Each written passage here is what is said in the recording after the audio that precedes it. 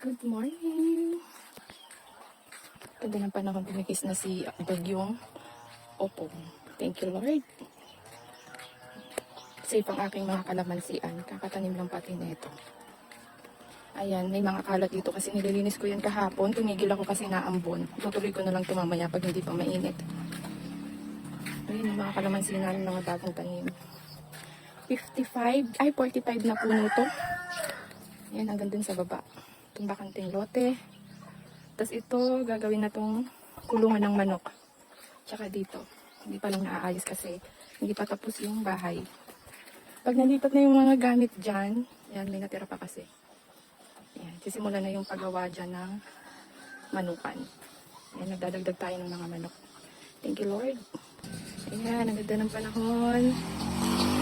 Wala naman na sanang sumunod na bagyo. Yan, makalat dito sa taas. Yan, may manok ng kapitbahay.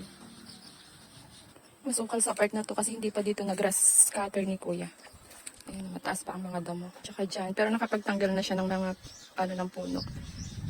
Dahon na. Linis na lang talaga to. Ayan. Linis yan. Ano lang. Wait lang. Kasi busy. Tapos itong mga hard deflex dito, kinuha yan ni Kuya kasi idinoble walling dun sa pina-extend namin na kwarto. So, diba, save. Nakapag-save kami ng hard deflex. Tapos yan, yung mga gamit pa rin dito. Yan na lang naman yung box at saka yung isang ref. So, tinatapos pa yung gagawin sa bahay. Naka-ready na yung ibang kulungan. Mga bakante na yan. Meron din dito.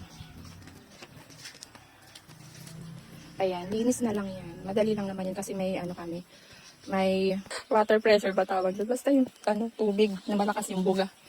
Sa buga lang yan, linis na yan. Ayan, gagawin to. Kulungan. Sa bandang to, kulungan na to ng manok. Wala ng bahay dito. Doon na sa baba. Nakapag-tour tuloy ako bigla. Ito lang sanang kalamansian yung video ko. Nakatingga yung gagawin ko. Pero yan na lang naman part na yan. Gusto ko kasi malinis. Yung kalamansian para hindi naagawan ng vitamins. Ang ganda ng panahon. Tapos dito naman sa part na to, itong mga gamit na to, gagawin namin yung dirty kitchen. Yung mga scrap na yan. Tsaka yung mga natirang gamit. Kasi pag nagluluto ko ng pagkain ng aso, pag naulan, laging basa ang lutuan.